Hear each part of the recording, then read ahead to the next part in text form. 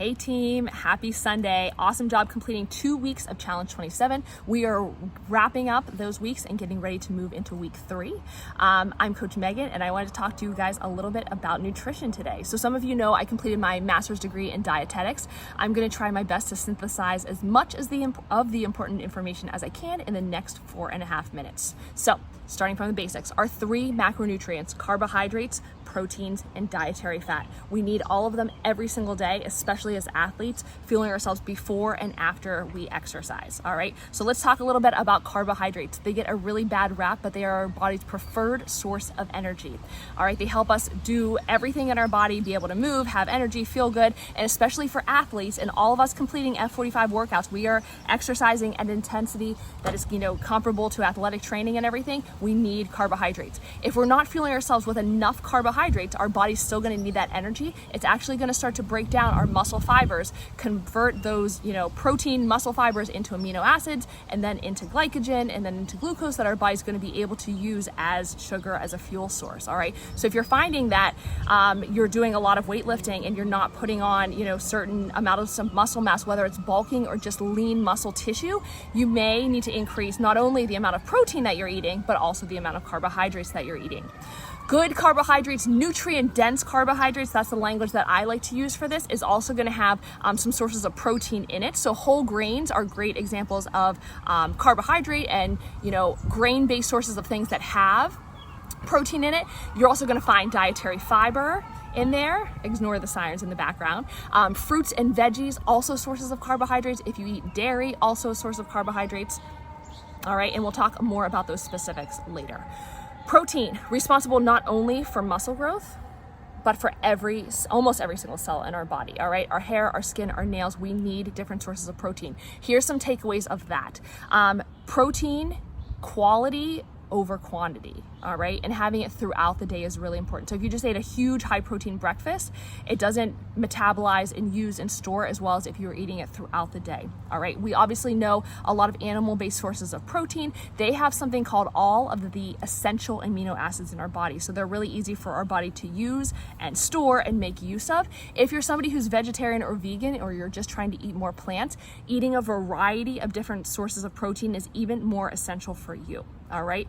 The exceptions to the rule are going to include things such as quinoa, buckwheat, soy, edamame, tofu, etc. Those have actually all 9 essential amino acids. But if you're eating just beans or nuts or whole grain something there, not all 9 essential amino acids are in there, and your body can't really use and store that protein that you're eating, all right? So eating a variety is the most basic, easiest way to think of that.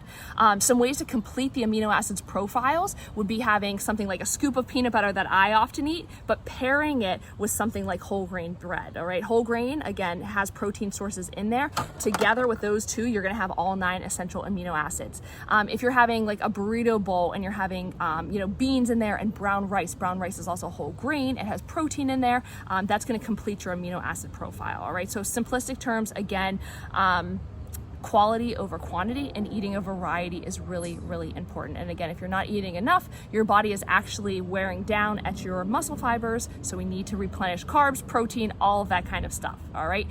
Dietary fat gets also a really bad rap. The only one that as Americans that we tend to, feel acceptable about is protein.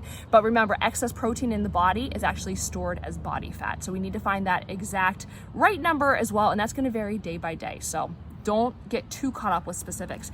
Dietary fat, we need it for hormone regulation. We need it to be able to store, use, metabolize fat-soluble vitamins, including vitamins A, E, D, and K. And it also just makes food taste good. It makes us feel more satisfied. We may find that we're going to actually eat and crave less quantities of food when we're okay with having dietary fats, all right? Some really healthy, better for you sources of dietary fat can include nuts, seeds, olive oil, coconut oil, fish, avocados, olives, all right? But remember, there's times and places for things like our French fries, our cupcakes, our donuts, all of those types of things as well, all right?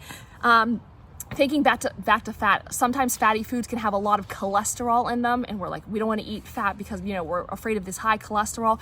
Well, if you're eating whole grains as well, a lot of them have good sources of soluble fiber, which actually acts like a magnet, a sponge, and binds to those bad types of cholesterol and pulls it out of our body. Again, those carbohydrates are going to help aid in digestion with things like fruits and vegetables. It has those insoluble sources of fiber that help pass food through our body, so we need all of those things as well.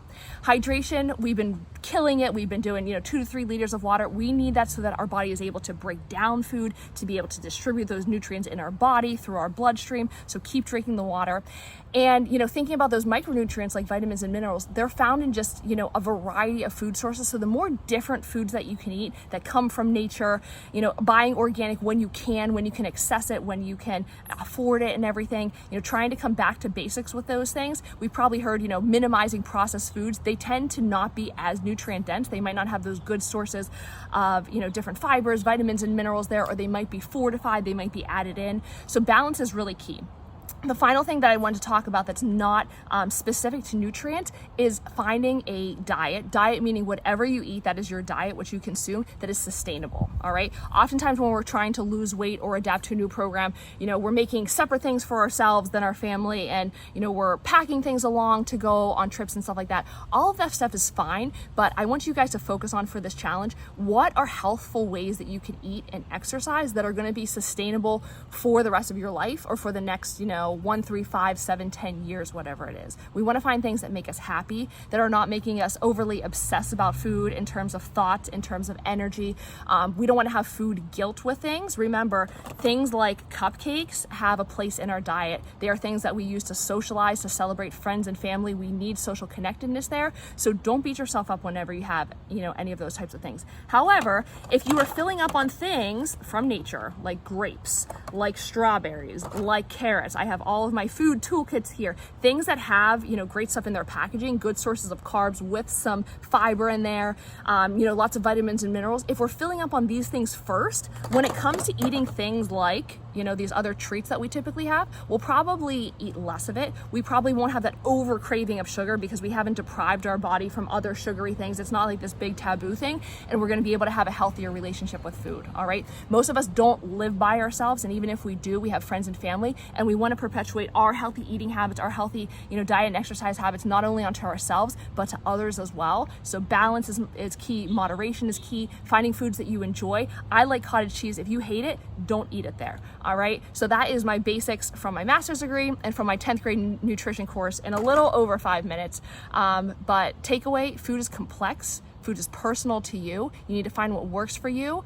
It is not one size fits all. Eat what you enjoy, and we'll talk more later. Enjoy the rest of your weekend.